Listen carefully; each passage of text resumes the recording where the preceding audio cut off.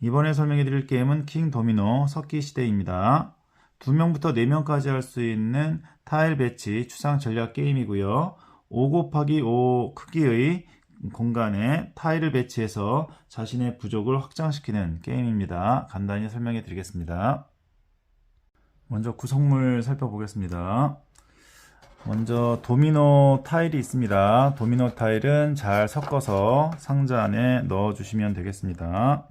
그 다음에 시작 타일, 그 다음에 오두막입니다. 각 플레이어에게 하나씩 나눠주고 이렇게 배치를 해 주시면 되겠습니다. 자, 그 다음 각 플레이어 말입니다. 자, 하나씩 준비를 해주시면 되고요. 먼저 구성물 살펴보겠습니다. 먼저 도미노 타일 잘 섞어서 상자 안에 집어 넣어 주시면 되고요. 여기에서 4개씩 꺼내서 오름차순으로 배치한 다음에 타일을 가져가게 됩니다. 자, 그 다음에 시작 타일과 입체 오두막 자신의 색깔껏 가져가서 이렇게 배치를 해주시면 되겠습니다. 자, 그 다음에 원신 말 각각 한 개씩 빼놓으시면 되겠습니다. 자, 그 다음에 불꽃 타일입니다. 1개짜리부터 3개짜리가 있는데 종류별로 따로 빼 놓으시면 되겠습니다. 이건 나중에 점수와 관계가 있습니다. 자, 다음 동굴 보드, 그 다음 원신 타일이 있습니다. 요거는 다른 게임 모드에서 사용하기 때문에 따로 빼 놓아도 좋습니다. 그 다음에 요거는 토템 타일입니다. 마찬가지로 토템 모드에서 사용하기 때문에 이건 따로 빼 놓아도 됩니다. 그 다음에 자원입니다. 자원 토큰들인데요. 매머드, 그 다음에 물고기, 버섯 이렇게 되어 있는데 요거는 토템 모드나 부족 모드에서 사용합니다. 발견 모드에서는 사용하지 않기 때문에 이것은 따로 빼 두시면 되겠습니다. 저는 발견 모드로 설명을 해 드릴 계획이고요. 이외에 토템 모드, 부족 모드는 이 동굴 보드와 자원 타일을 사용한다는 점 기억하시면 되겠습니다. 그 다음에 이 원신 타일 이건 따로 빼 두셔도 되겠습니다.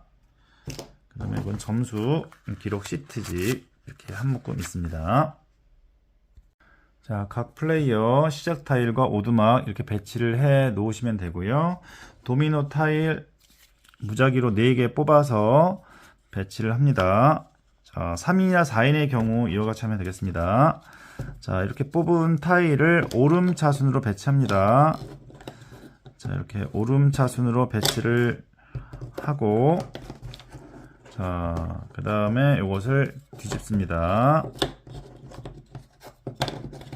자, 그 다음에 부족장말을 잘 섞어서 무작위로 하나씩 배치합니다. 자, 무작위로 이렇게 배치를 하면 되겠습니다.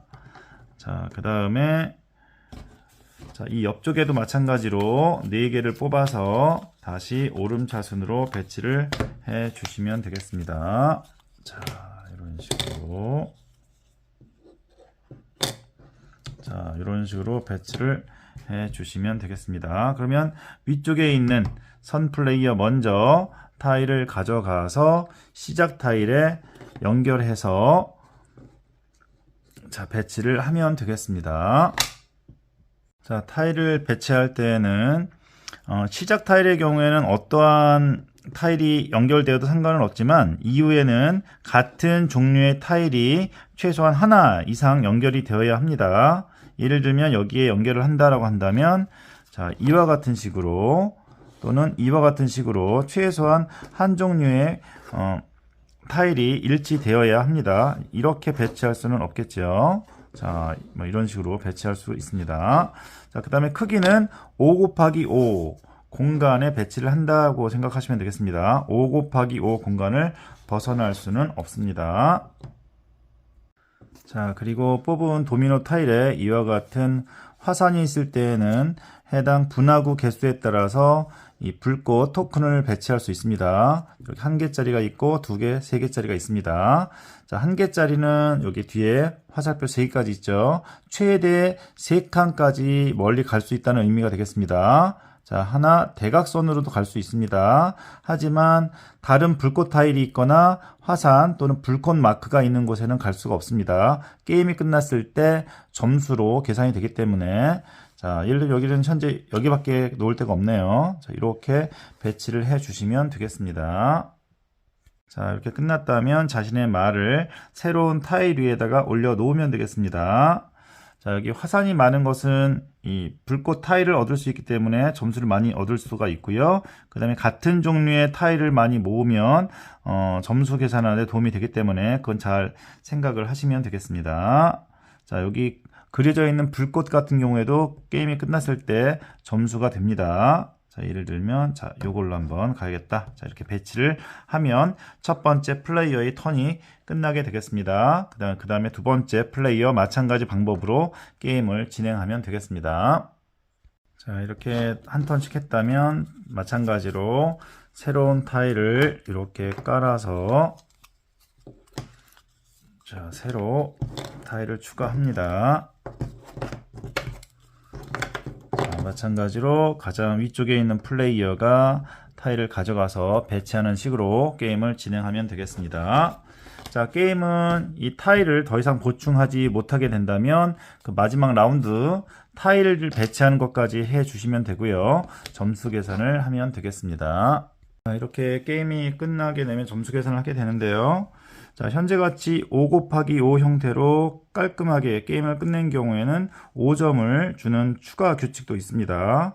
이와 비슷하게 시작 타일이 가운데 있게 되면 10점을 주는 그런 추가 규칙을 적용해서 게임을 즐기셔도 좋습니다. 자, 이렇게 게임이 끝나게 되면 각 지형별로 점수 계산을 하게 됩니다. 각 지형별로 타일의 개수를 셉니다. 이어져 있는 타일을 세면 되는데요. 현재 이 초록색 같은 경우에는 하나, 둘, 셋, 넷, 다섯, 여섯, 일곱, 8개고요. 불꽃의 개수 셉니다. 하나, 둘, 셋, 넷, 다섯, 여섯. 6개입니다. 6, 8, 48점을 얻게 됩니다. 이와 같은 식으로 해서 타일의 개수 곱하기 불꽃 이렇게 곱해서 각 지역의 점수를 모두 계산해서 합하면 되겠습니다.